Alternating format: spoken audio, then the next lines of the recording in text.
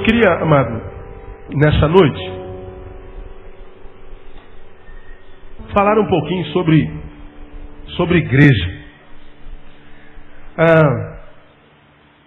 Quando Lutero e os seus pares promulgaram o que ficou conhecido na história como reforma,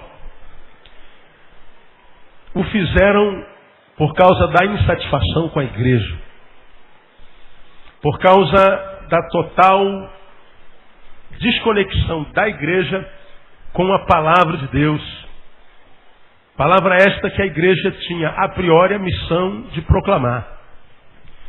E porque a igreja se desvinculou da palavra, isso até o dia de hoje, né? Hoje, na igreja estatal, na igreja oficial dessa nação, a Bíblia não é usada, o povo não carrega a Bíblia, o povo não conhece a Bíblia. A Bíblia não é lida, a Bíblia não é estudada, a Bíblia não é aprofundada.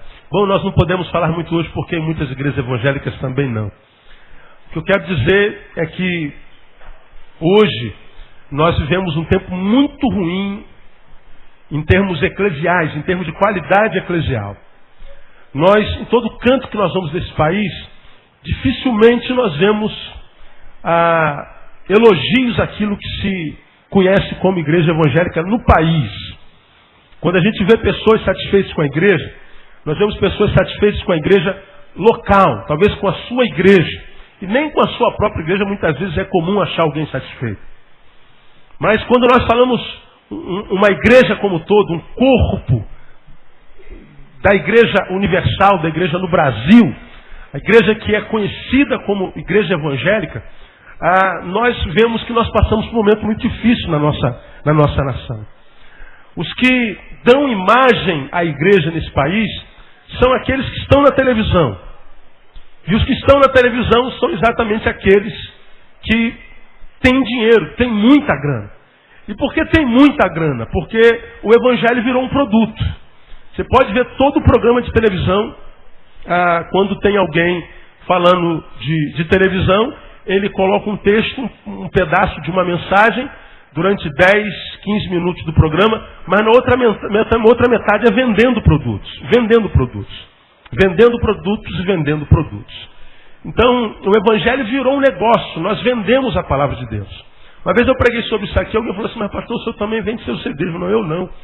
A minha mensagem que você compra aqui, o valor que você paga para pagar tão somente o produto que é comprado para constituir o CD.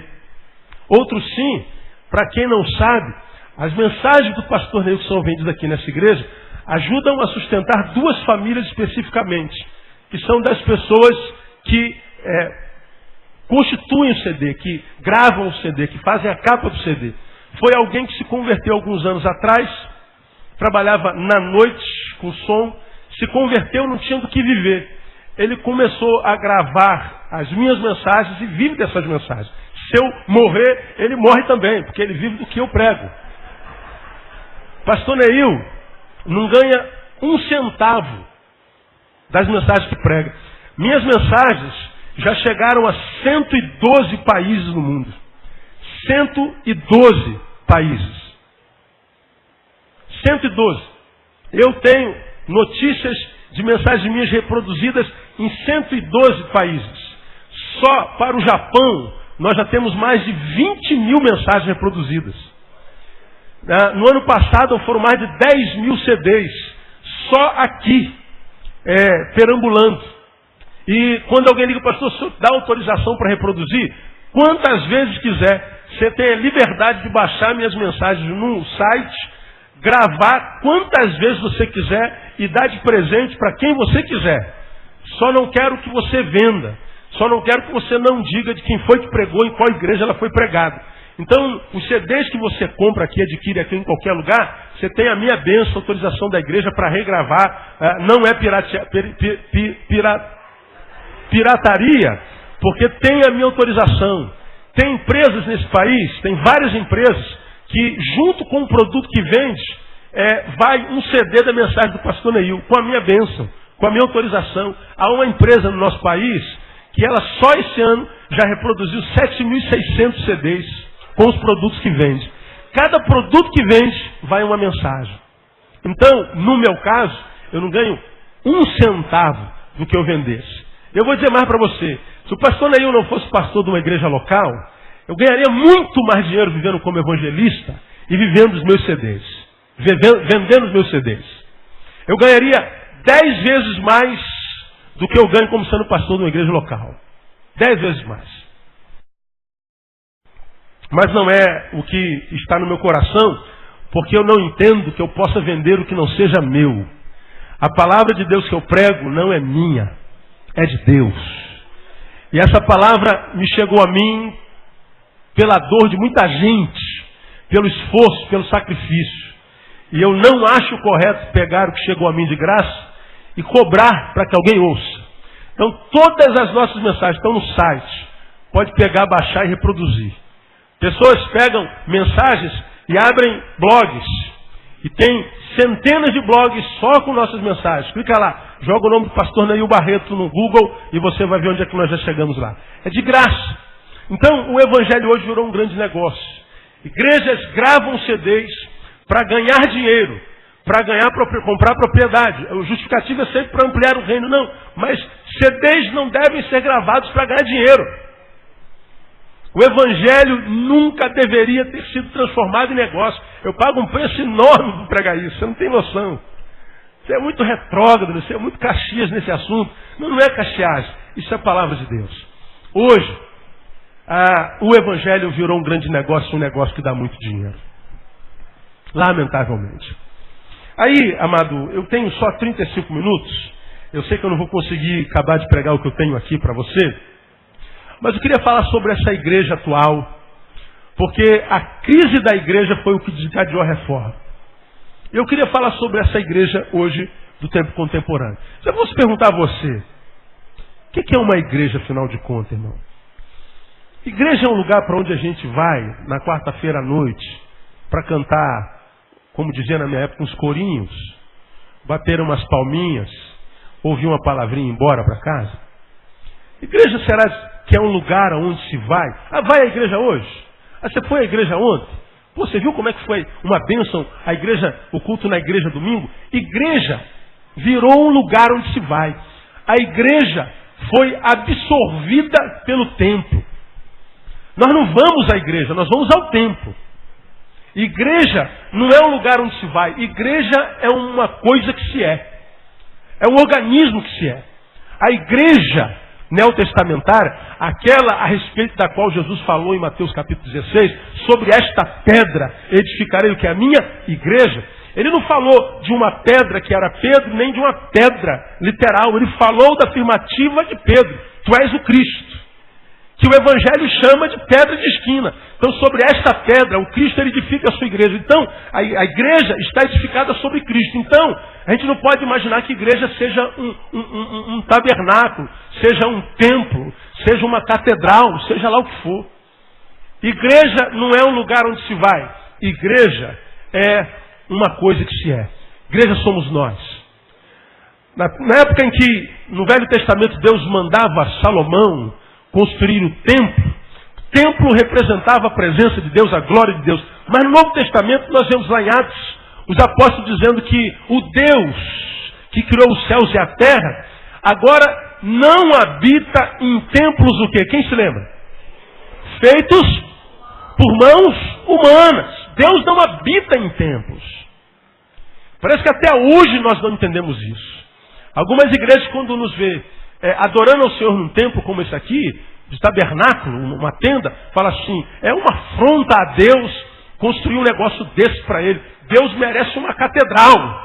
Aí tu vê o povo gastando 2 milhões de dólares em tijolo, gastando milhões de reais em granito, numa obra que não é para Deus, é para nós. Uma obra para que nós nos sintamos bem com ela.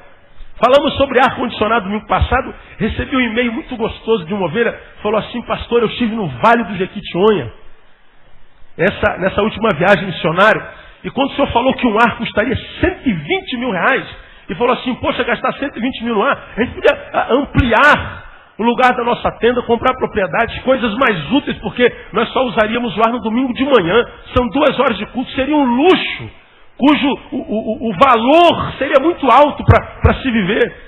E ela falou assim: pastor, muitas vezes nós vamos para a igreja, estamos preocupados em ter poltronas de luxo, ter ar-condicionado, ter o melhor som. Nós estamos preocupados se nós vamos ser bem atendidos, se o banheiro é de granito, se a cantina tem produtos que a vigilância sanitária aprova. Nós estamos preocupados com o nosso luxo quando vamos adorar o Senhor. Até que eu fui no Vale do Jequitinhonha, pastor. Eu vi que eles não tinham nem água potável para beber. Eu vi que eles não tinham roupa para vestir, calçado para calçar.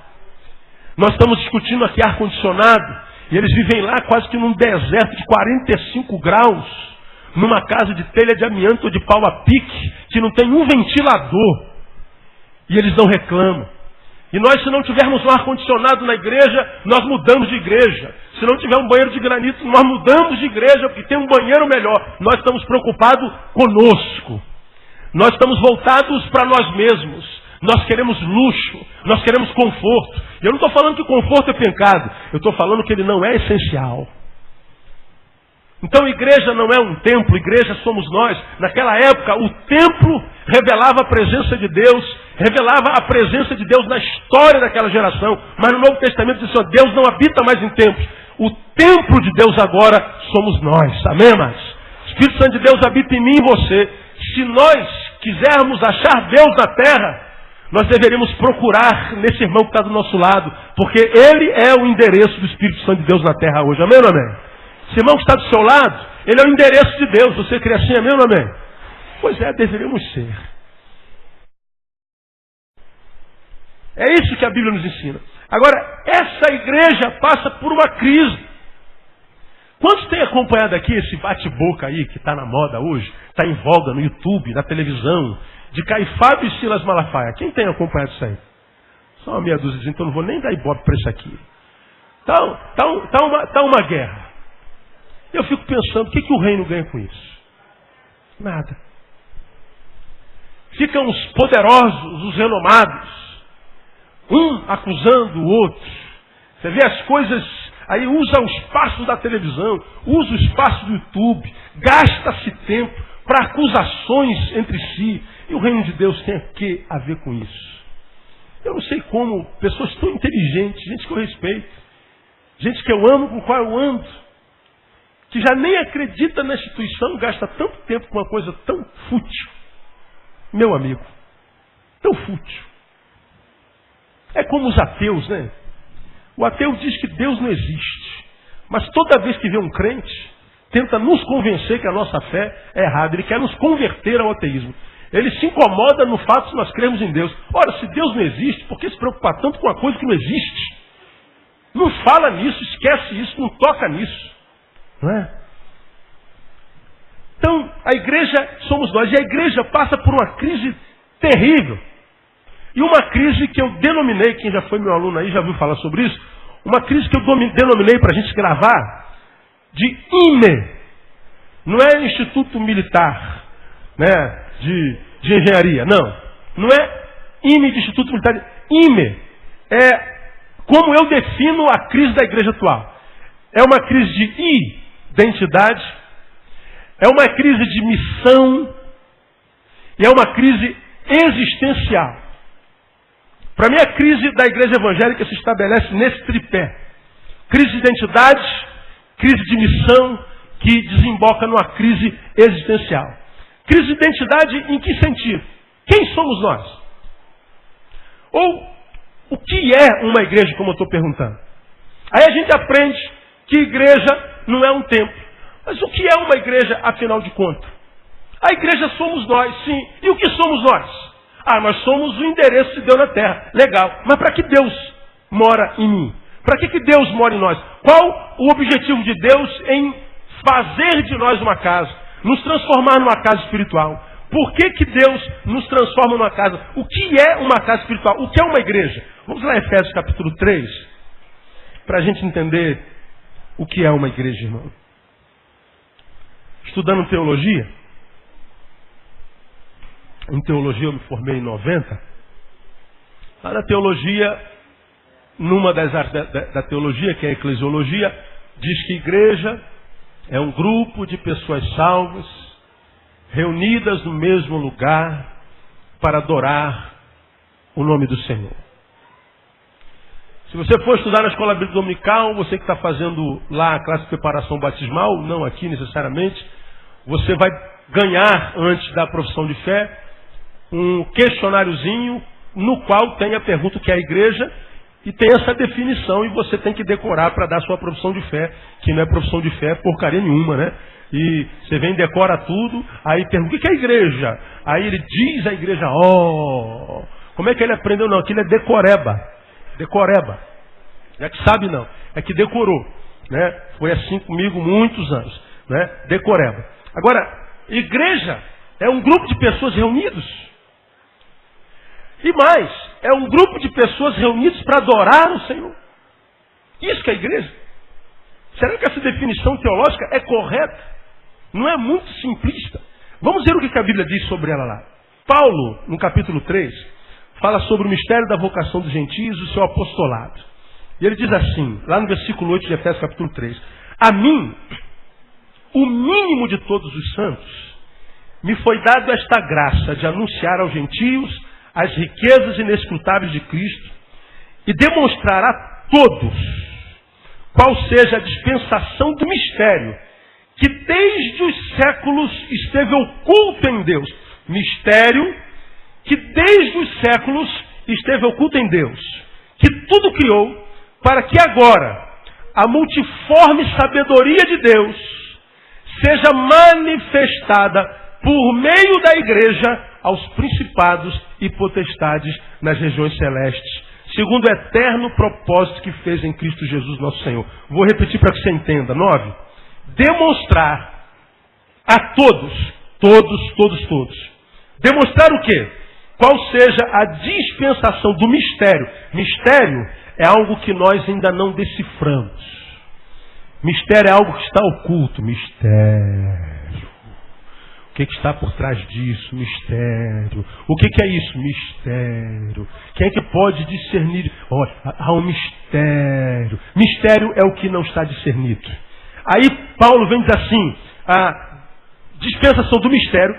Que mistério é esse? Esteve oculto em Deus desde os séculos, para que agora a multiforme sabedoria de Deus seja manifestada por meio da igreja aos principados potestades nas regiões celestes.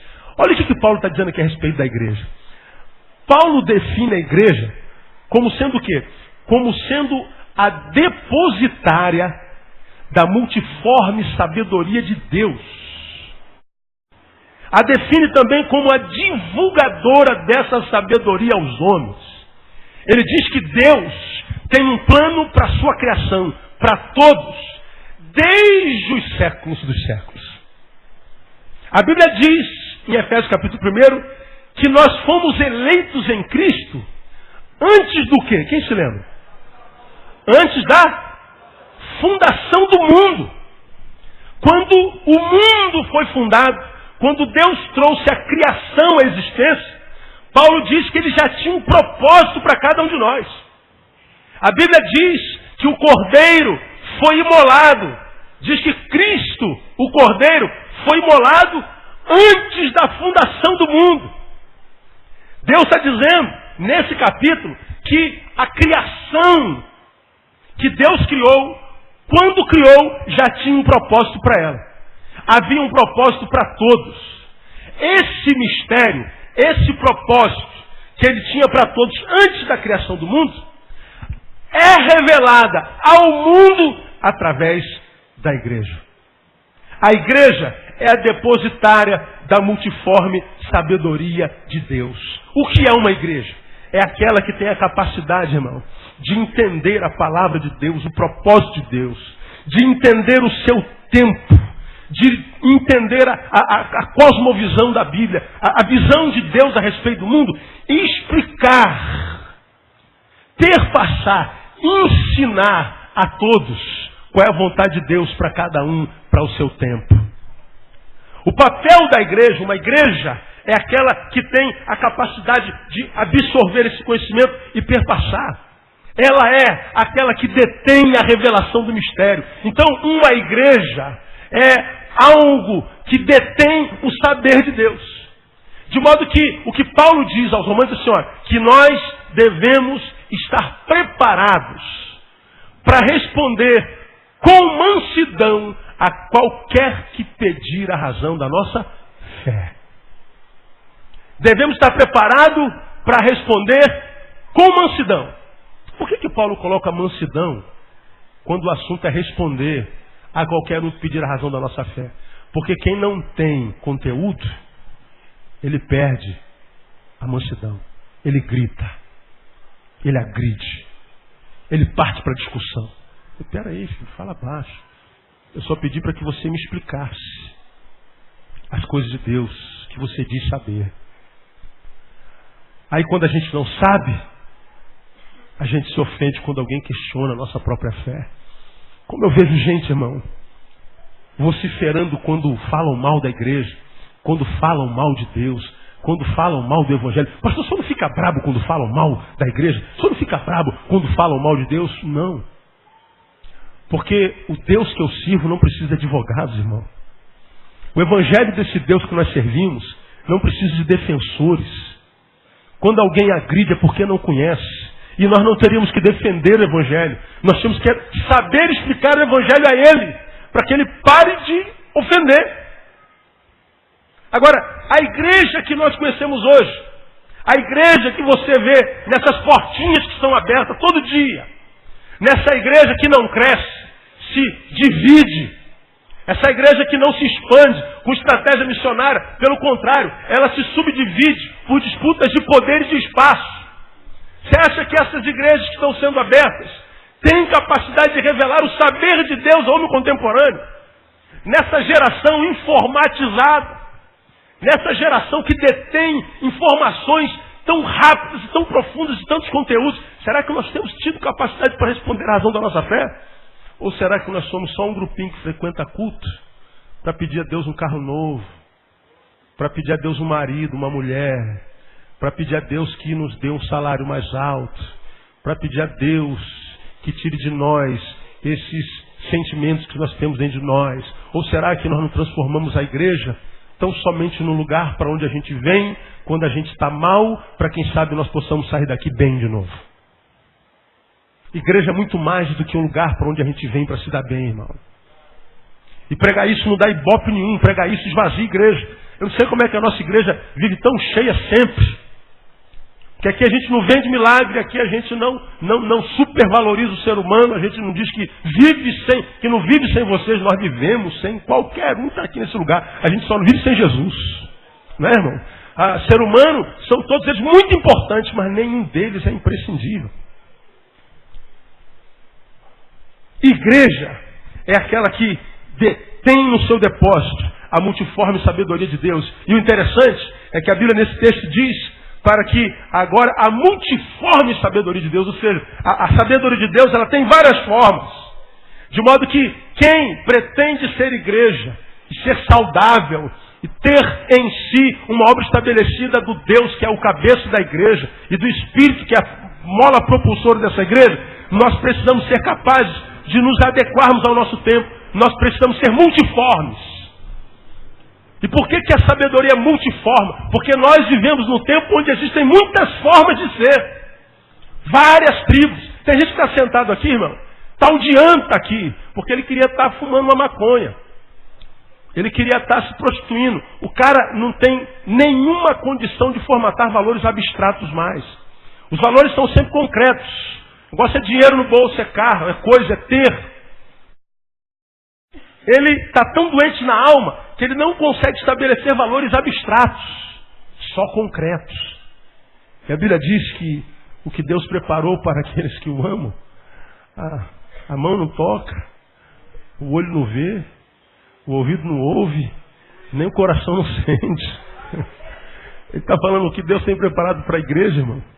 É um valor que só pode ser percebido com a alma de espírito para espírito. E quando nós conseguimos perceber esse valor, nós conseguimos nos desapegar das coisas que estão ao nosso redor, de modo que tenha ou não tenha. Como Jó, nós vamos dizer, bendito seja o nome do Senhor. nós vamos transcender as circunstâncias. Nós vamos transcender o imediatismo. Nós vamos viver uma vida que, de fato, é como a música que diz que leva-me além. Nós vamos ir além. Nós não vamos viver segundo os valores desse mundo. A multiforme sabedoria de Deus. Então, a igreja é a depositária do saber de Deus. É alguém que tem tanta intimidade com Deus, que conhece os seus mistérios e sabe revelar com sabedoria, de forma inteligível, clarificar a vontade de Deus para o seu tempo, para a sua geração.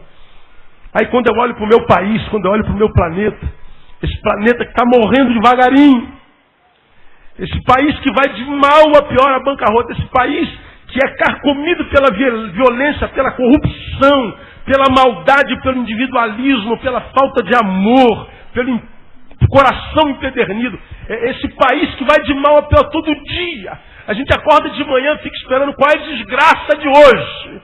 E sempre vem uma desgraça maior do que a de ontem. E essa igreja que a gente pensa ser igreja, cresce em número, cresce em quantidade, mas não cresce em influência. Uma igreja que é sal, mas não salga, é luz, mas não ilumina. Somos tidos como o maior país cristão no mundo. Somos um dos países mais violentos do mundo. Somos um dos países mais corruptos do mundo. Somos um dos países com maior desigualdade social do mundo. Somos uma das piores qualidades de vida do mundo. Somos a maior população carcerária do mundo. Somos um dos maiores consumidores de psicotrópicos do mundo. Estamos lá no rabinho da fila quando o assunto é qualidade de vida. O que é esse evangelho? O que é esse cristianismo tem trazido de bom para esse país? Crise de identidade. A segunda crise é de missão. Se nós não sabemos o que somos, como é que nós saberemos o que fazer, né? Quando a gente fala sobre missão, a gente vem com a pergunta: a que viemos?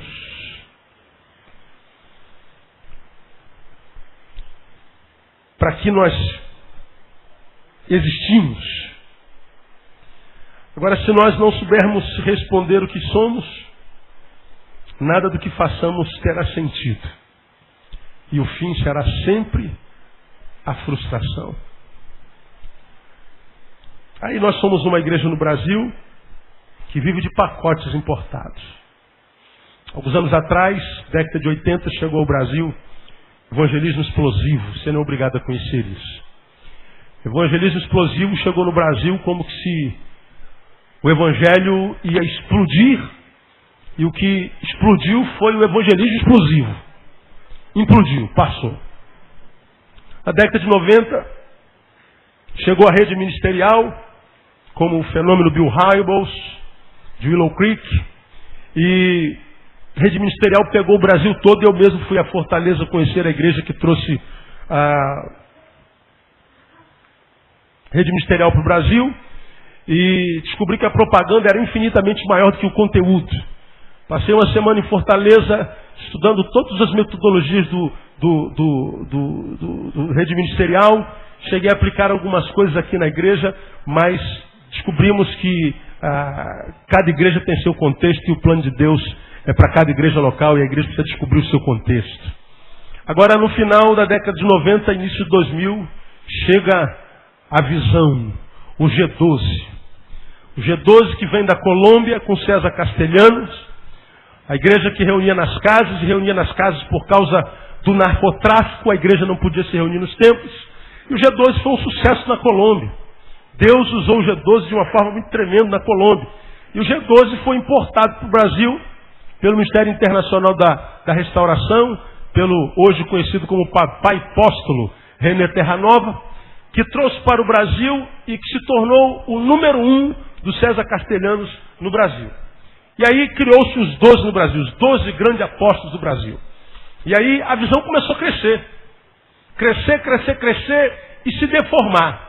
Até que, como acontece em todas as igrejas desse país, o número 1 do Brasil, que era número 2 do mundo, que o primeiro era o da Colômbia, inventou uma história de que o número 1 do mundo queria que todas as igrejas do Brasil tivesse o nome da Igreja da Colômbia.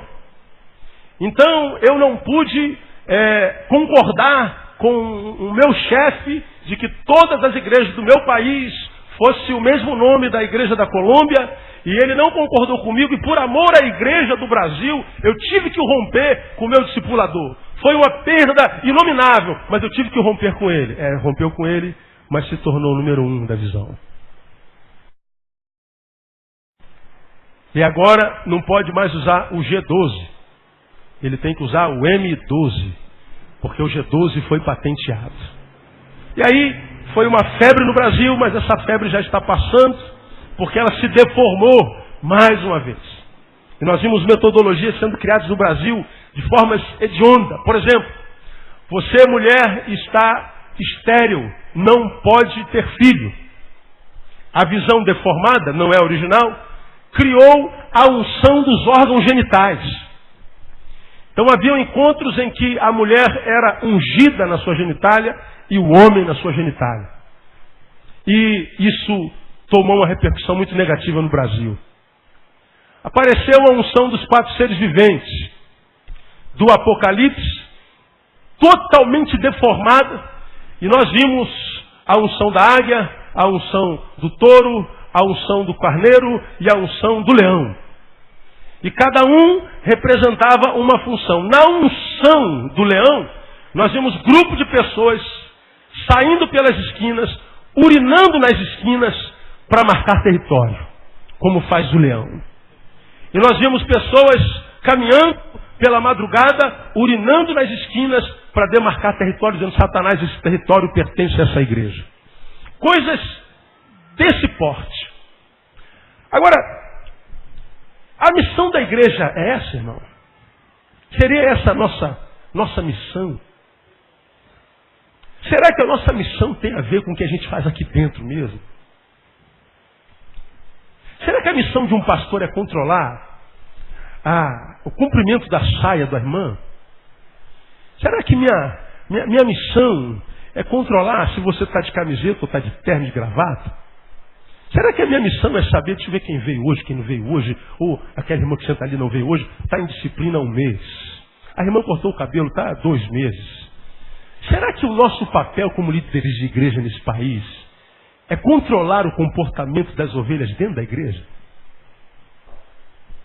Será que o nosso papel é ficar vigiando quem é que está andando correto no Senhor ou não? Será que para isso Deus os criou, irmão? Para exercer influência, poder sobre a vida de vocês. Eu sou o guru de vocês. Eu controlo a vida de vocês. Não deem um passo sem ligar para mim. Não vivam sem consultar o seu guru gospel. Liguem para mim e o Senhor vai me revelar se o que você está pensando em comprar é da vontade de Deus ou não. Irmão, não case com esse menino. Deus me falou que não é ele, é aquele lá. Será que é para isso que a gente existe? Eu creio que não. Vamos a Apocalipse capítulo 3. Acabou o meu tempo. Você já me viu pregar sobre esse capítulo 3 de Apocalipse? Carta à igreja em Sardes. A Bíblia diz assim: ao anjo da igreja em Sardes escreve: isto diz aquele que tem os 7 Espíritos de Deus e as 7 estrelas. Olha o que ele diz: conheço as tuas obras. Tens nome de que vives, ou fama de que vives, mas estás morto. Sê vigilante e confirma o restante que estava para morrer, porque não tenho achado as tuas obras perfeitas diante do meu Deus. Lembra-te, portanto, do que tens recebido e ouvido, e guarda-o, e arrepende-te, pois se não vigiares, virei como ladrão, e não saberás a que hora sobre ti virei. Mas também tens em Sardes algumas pessoas que não contaminaram as suas vestes, e comigo andarão vestidos de branco, porquanto são dignas. Algumas pessoas. O que vencer será vestido de vestes brancas, e de maneira nenhuma riscarei o seu nome do livro da vida. Antes confessarei o seu nome diante do meu Pai e diante dos seus anjos. Quem tem ouvidos, ouça o que o Espírito diz às igrejas. Ele começa a palavra a essa igreja assim: olha, conheço as tuas obras. Tens fama de que vives Todos que olham para você veem uma igreja viva, pujante. Uma igreja que obra, uma igreja que faz. Você está na televisão, o mundo inteiro ouve falar de você. Vocês ficaram famosos.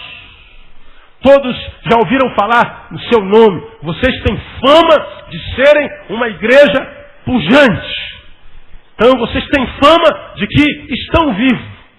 Mas eu sei, diz o Senhor da igreja, que você está morta. Olha o que o Senhor da igreja está dizendo para a igreja. Do que Jesus está falando aqui? Ele está falando da visão que os homens têm da igreja, e a visão que nós temos é a visão de fora, e ele está dizendo da visão que ele tem da igreja.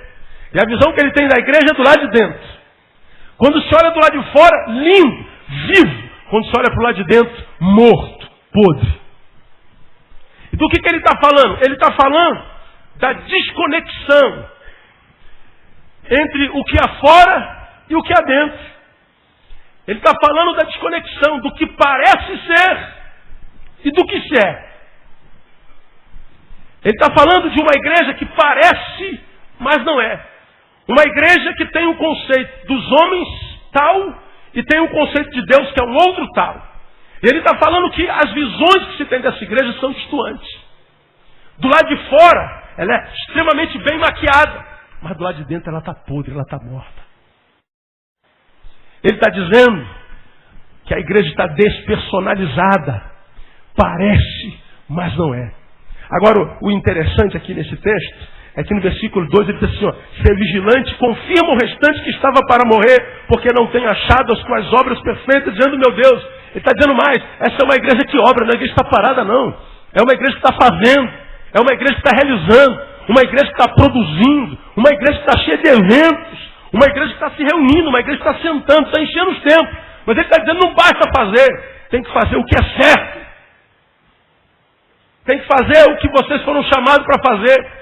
E o que nós somos chamados para fazer? Eventos só, reuniões, campanhas. Fomos chamados para fazer reuniões de orações que geralmente são voltadas para nós mesmos. Será que a igreja existe para trazer bem-estar para quem compõe essa igreja? Será que é para isso que a igreja existe? Não é isso que Deus está dizendo aqui. Irmão, se a igreja é a depositária do saber de Deus, a missão dessa igreja é compartilhar esse saber aos que ainda não sabem. A missão da igreja, ela foi plantada na terra para que, depositária da sabedoria de Deus, vivamos com esse saber uma vida digna, uma vida pia. Nós seríamos na sociedade uma micro-sociedade perfeita. Porque o homem sem Deus vai de mal a pior, diz a palavra. Não sabe como é ser gente. É gente da forma errada. Quando a igreja se diz depositária do saber de Deus, encontraram-se com Cristo Jesus. Jesus diz que o homem velho, que é gente da forma errada, esse homem velho se encontra com Deus, ele agora passa a ser gente da forma certa. Ele passa a ser gente como gente tem que ser. Porque a sociedade é gente da forma errada. A sociedade olha para o outro e diz assim, ó, você não é o outro mais a ser amado, é o outro a ser usado. Temos falado sobre isso aqui. A gente não sabe mais viver em sociedade, a gente mata, a gente rouba, a gente destrói, a gente está acabando com o nosso planeta, a gente está acabando com a nossa sociedade, nós estamos nos autodestruindo. E Deus planta a igreja e diz assim, sociedade, vocês que estão se autodestruindo porque não se amam, olhem para essa comunidade chamada igreja, essa comunidade que detém o meu saber, que detém a qualidade de vida celestial, que entende a minha vontade e a minha palavra. Olhem para essa igreja. É isso que eu quero ver reproduzido na sociedade. Aí quando a sociedade olha para a igreja, vê isso reproduzido. Será que quando a sociedade olha para nós, quer ser como nós? Ou nós estamos vendo uma sociedade que nos repudia? Será que a qualidade de vida que nós vemos na coletividade, na comunidade que a gente chama de evangélica, reproduz a visão do reino de Deus, que ao ser visto pelos que não são do reino, seria desejado por eles?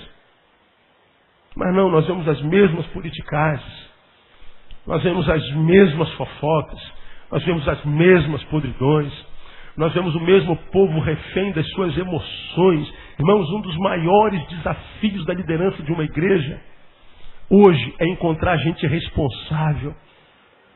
Gente que comece um trabalho e termine. Gente que lançou a mão do arado e não olha mais para trás.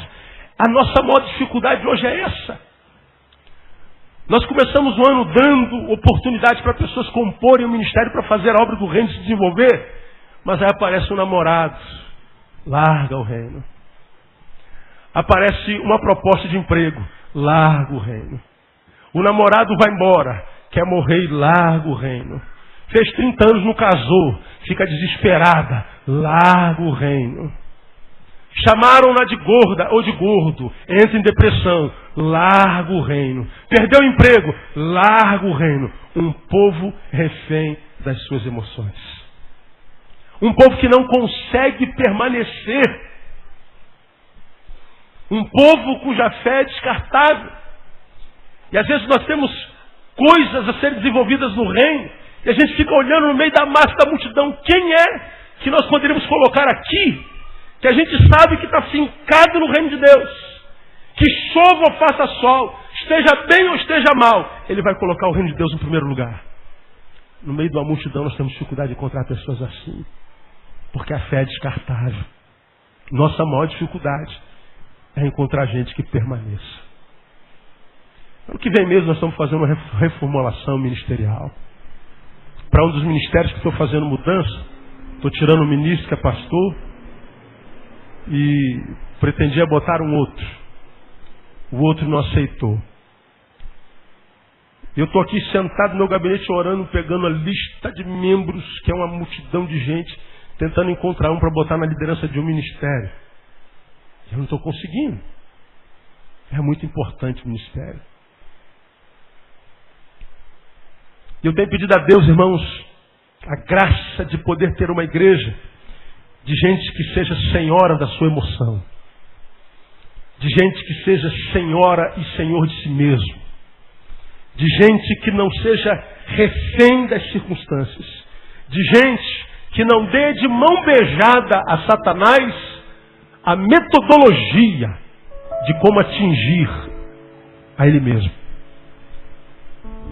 Porque nós vivemos um tempo em que os crentes dão a Satanás de mão beijada a forma como ser atingido. Satanás, se você mexer no meu relacionamento com o meu namorado, se você mexer nas relações amorosas minhas, você acaba comigo. Você vai casar 10 vezes. Não vai encontrar felicidade. Satanás quer me matar, mexe no meu dinheiro.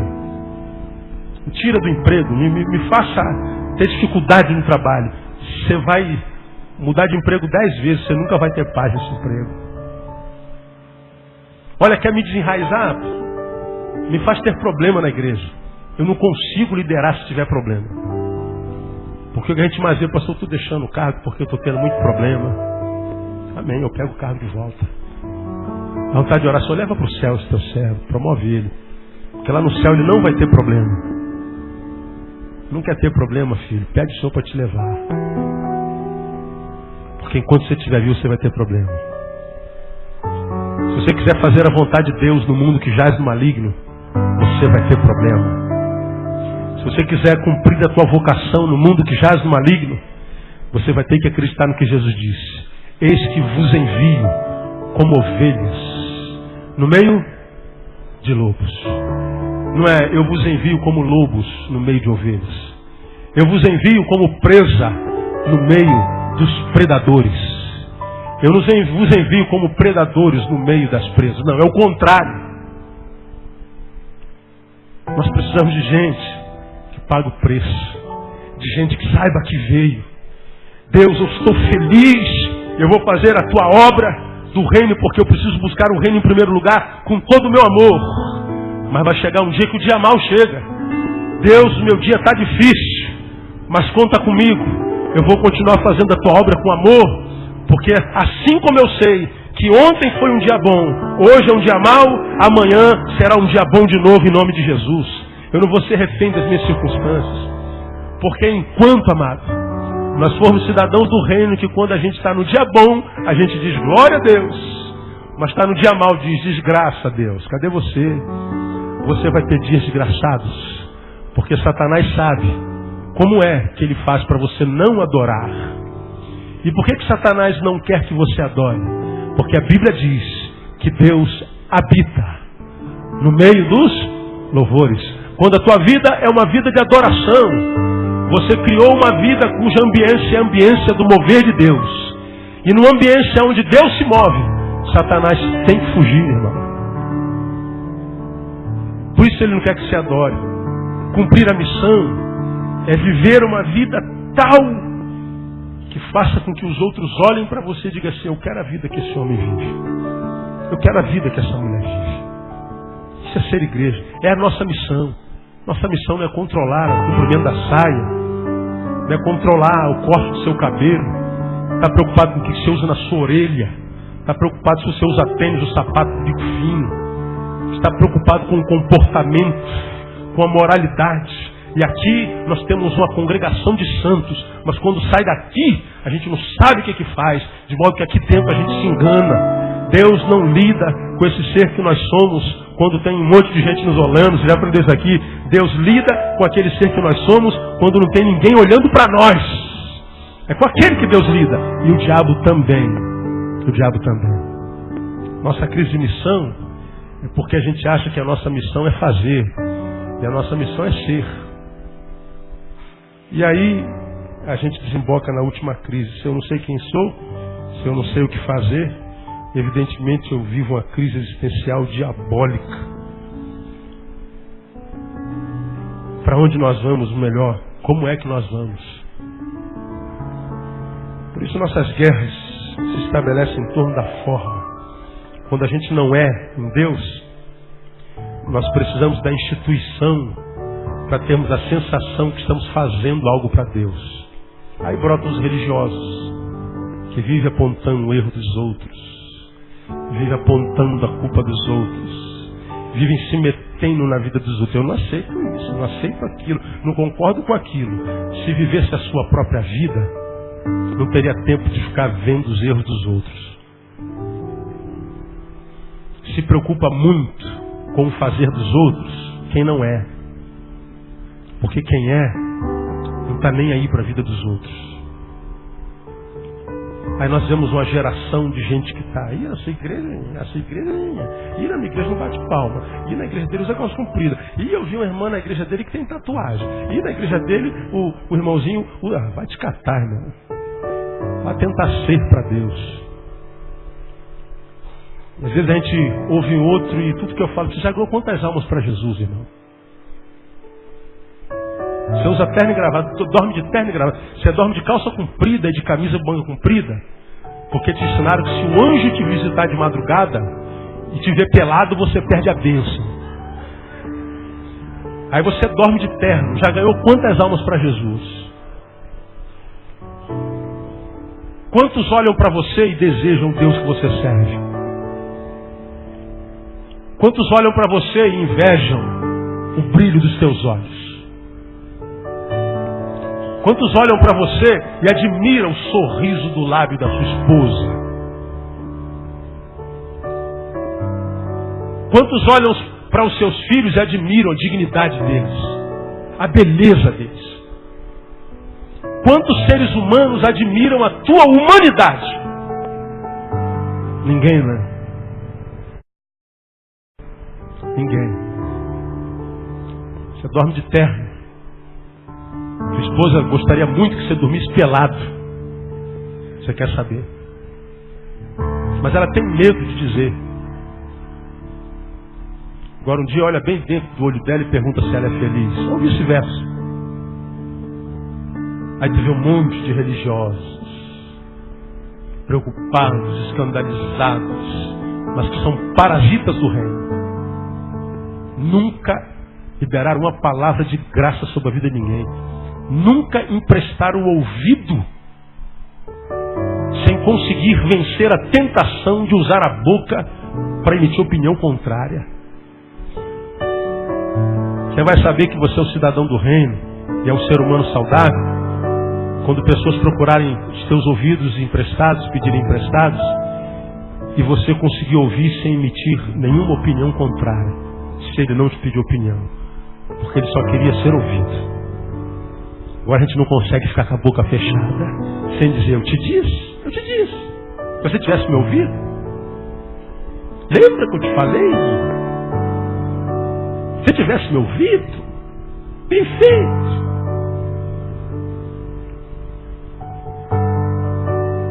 A gente não consegue olhar para o cansado, para o caído, simplesmente estender a mão e ajudá-lo a ficar em pé, sem jogar o passado dele na cara dele.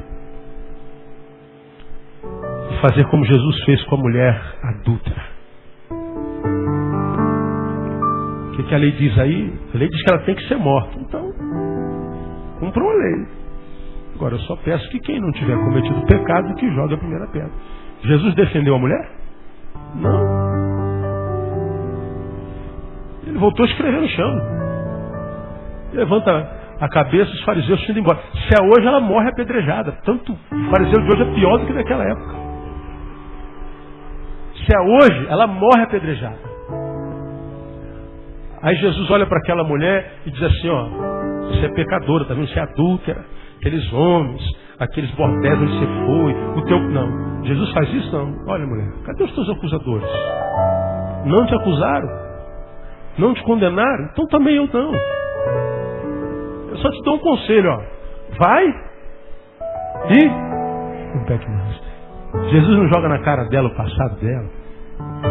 Jesus não dá sermão sobre o passado. A Bíblia diz, não? Olha, filho, vai. Só não peque mais para você não passar por isso novo. Jesus é assim. Jesus é assim. A minha oração é que a gente um dia tenha uma igreja assim. Uma igreja que sabe o que é, sábia. Uma igreja que pensa, que seja além do que uma igreja epidérmica, sensitiva, que só quer sentir. Seja uma igreja que não viva só do fazer, mas uma igreja que seja do ser. Uma igreja que está. Uma igreja que cumpra a sua missão. Missão de mostrar o que se é. Missão de ser um referencial humano. Porque quanto mais santo, mais gente. Mais normal. Porque Deus, quando se transformou em homem, se transformou em homem para que os homens que não sabiam ser homens, olhando para ele, soubessem ser. Ele foi o referencial de humanidade. Agora os crentes parecem que tudo é P.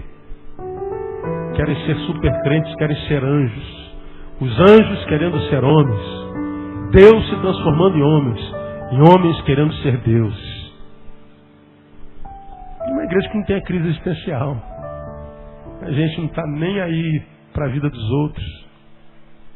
A não ser que esse outro peça a nossa ajuda, solicite nossa solidariedade e nos estenda a mão. E aí nós vamos ser um canal de bênção. E se nós não pudermos ser bênçãos, maldição nós não seremos jamais. Porque Deus plantou a sua igreja para ser bênção nesse mundo perdido. Deus nos abençoe com essa palavra. E que nos ajude a ser segundo o seu coração, para a glória do seu nome. Deus te abençoe. Amém.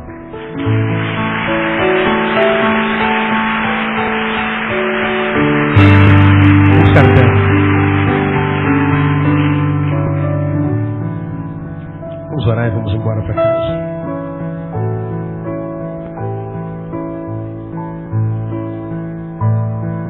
Pai, nós te louvamos por essa noite, mas te louvamos também por essa data, 31 de outubro, quando há 490 anos atrás, um servo ousado rompeu com o fazer de uma igreja que deixou de ser e a desafiou a voltar a ser o que ela era no teu coração. Um homem que sozinho protestou contra o status quo.